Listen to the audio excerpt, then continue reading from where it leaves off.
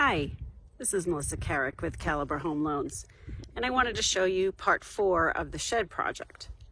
So we've got it all standing up, which is great.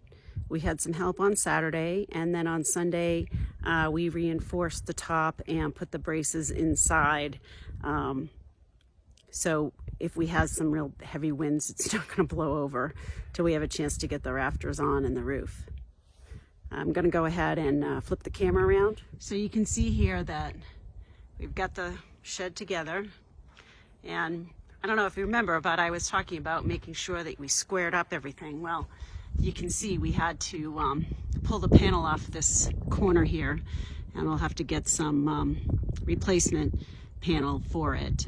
But we had to do that in order to get this corner squared up with the back. So here we can see the back.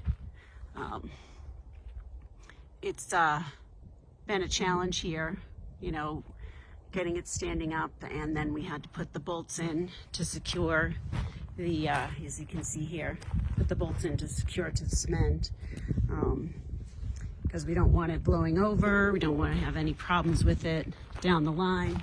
We're planning on putting a metal roof on it. So we have to make sure that the structure can support it. Still have some things to do here to tie it in, and still have a long way to go, but it's coming along.